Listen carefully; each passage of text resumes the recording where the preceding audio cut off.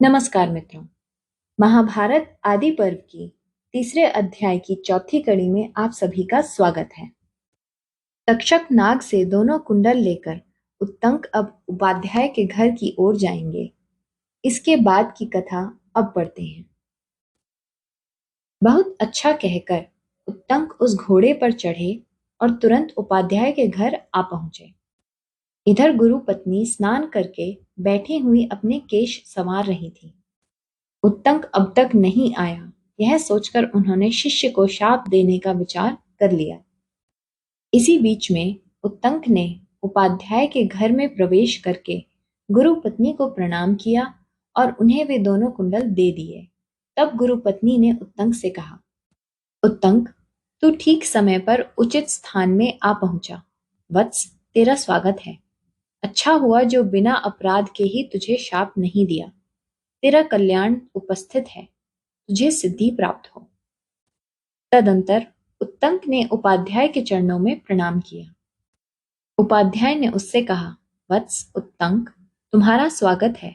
लौटने में देर क्यों लगाई? तब उत्तंक ने उपाध्याय को उत्तर दिया, भगवन, नागराज तक्षक ने इस कार्य में विघ्न डाल दिया था, इसलिए मैं नागलोक में चला गया था। वहीं मैंने दो स्त्रियां देखी जो करघे पर सूत रखकर कपड़ा बुन रही थीं। उस करघे में काले और सफेद रंग के सूत लगे थे। वह सब क्या था? वहीं मैंने एक चक्र भी देखा जिसमें 12 अरे थे। 6 कुमार उस चक्र को घुमा रहे थे। वह भी क्या था? वहां एक पुरुष भी मेरे देखने में आया था। वह कौन था? तथा एक बहुत बड़ा अश्व भी दिखाई दिया था। वह कौन था? इधर से जाते समय मार्ग में मैंने एक बैल देखा। उस पर एक पुरुष सवार था। उस पुरुष ने मुझसे आग्रह पूर्वक कहा, उत्तंक, इस बैल का गोबर खा लो। तुम्हारे उपाध्याय ने भी पहले इसे खाया है। तब उस पुरुष के कहने से मैंने उस बैल का गोबर खा लिया। अतः वह बैल और पुरुष कौन थे, मैं आपके मुख से सुनना चाहता हूँ। वह सब क्या था? उत्तंक के इस प्रकार पूछने पर उपाध्याय ने उत्तर दिया, वे जो दोनों स्त्रियां थीं, वे धाता और विधाता हैं। जो काले और सफेद तंतु थे, वे रात और दिन हैं। 12 अरों से युक्त चक्र को जो 6 कुमार घुमा रहे थे, वे 6 ऋतुएं हैं। 12 महीने ही 12 अरे हैं। संवत्सर ही वह चक्र है। जो पुरुष था वह इंद्र है। जो अश्व था वह अग्नि है। इधर से जाते समय मार्ग में तुमने जिस बैल को देखा था वह नागराज ऐरावत है, और जो उस पर चढ़ा हुआ पुरुष था वह इंद्र है। तुमने बैल के जिस गोबर को खाया है वह अमृत था, इसीलिए तुम नागलोक में जाकर भी मरे नहीं। वे भगवान इंद्र मेरे सखा हैं। तुम पर कृपा करके ही उन्होंने यह अनुग्रह किया है।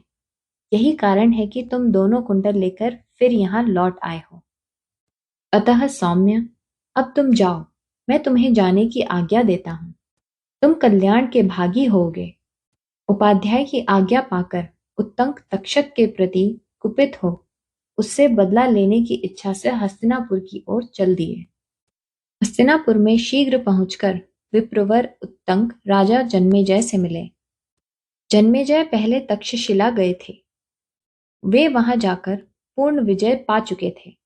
उत्तंक ने मंत्रियों से घिरे हुए उत्तम विजय से संपन्न राजा जन्मेजय को देखकर पहले उन्हें न्यायपूर्वक जय संबंधी आशीर्वाद दिया।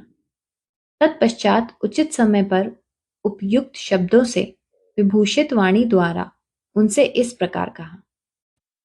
उत्तंक बोले, नृपश्रेष्ठ, जहां तुम्हारे लिए करने योग्य दूसरा कार्य उपस्थित हो, वहां अज्ञानवश तुम कोई और ही कार्य कर रहे हो। उग्र श्रवाजी कहते हैं, विप्रवर, उत्तंक के ऐसा कहने पर राजा जन्मेजय उन द्विज श्रेष्ठ का विधि पूर्वक पूजन किया और इस प्रकार कहा। जन्मेजय बोले, ब्राह्मण, मैं इन प्रजाओं की रक्षा द्वारा अपने क्षत्रिय धर्म का पालन करता हूँ। बताइए, आज मेरे करने योग्य कौन सा कार्य उपस्थित है जिसके कारण आप यहाँ पधारे हैं?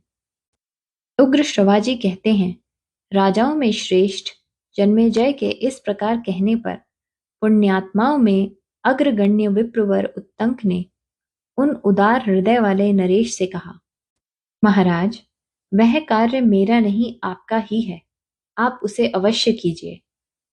इतना कहकर उत्तंक फिर बोले, भूपाल शिरोमणि, नागराज तक्षक ने आपके पिता की हत्या की है, अतः आप उस दुरात्मा सर्प से उसका बदला लीजिए। मैं समझता हूं शत्रु नाशन कार्य की सिद्धि के लिए जो सर्प यज्ञ रूप कर्म शास्त्र में देखा गया है, उसके अनुष्ठान का यह उचित अवसर प्राप्त हुआ है। अतः राजन, अपने महात्मा पिता की मृत्यु का बदला अवश्य लें। यद्यपि आपके पिता महाराज परीक्षित ने कोई अपराध नहीं किया था, तो भी उस दुष्ट आत्मा सर्प ने उन्हें डस लिया और वे वज्र के मारे हुए वृक्ष की भांति तुरंत ही गिरकर काल के गाल में चले गए। सर्पों में अधम तक्षक अपने बल के घमंड से उन्मत्त रहता है। उस पापी ने यह बड़ा भारी अनुचित कर्म किया जो आपके पिता को डस लिया। वे महाराज परीक्षित राजर्षियों के वंश की रक्षा करने वाले और देवताओं के समान तेजस्वी थे। काश्यप नामक एक ब्राह्मण आपके पिता की रक्षा करने के लिए उनके पास आना चाहते थे, किंतु उस पापाचारी ने उन्हें लौटा दिया। अतः महाराज, आप सर्प यज्ञ का अनुष्ठान करके उसकी प्रज्वलित अग्नि में उस पापी को होम दीजिए और जल्दी से जल्दी यह कार्य कर डालिए। ऐसा करके आप अपने पिता की मृत्यु का बदला चुका सकेंगे एवं मेरा भी अत्यंत प्रिय कार्य संपन्न हो जाएगा। समूची पृथ्वी का पालन करने वाले नरेश, तक्षक बड़ा दुरात्मा है। पाप रहित महाराज, मैं गुरुजी के लिए एक कार्य करने जा रहा था जिसमें उस दुष्ट ने बहुत बड़ा विघ्न डाल दिया था। उग्र श्रवाजी कहते हैं, महर्षियों, यह समाचार सुनकर राजा जन्मेजय तक्षक पर कुपित हो उठे। उत्तंक के वाक्य ने उनकी क्रोधाग्नि में घी का काम किया। जैसे घी की आहुति पड़ने से अग्नि प्रज्वलित हो उठती है, उसी प्रकार वे क्रोध से अत्यंत कुपित हो गए। उस समय राजा जन्मेजय ने अत्यंत दुखी होकर उत्तंक के निकट ही मंत्रियों से पिता के स्वर्ग गमन का समाचार पूछा।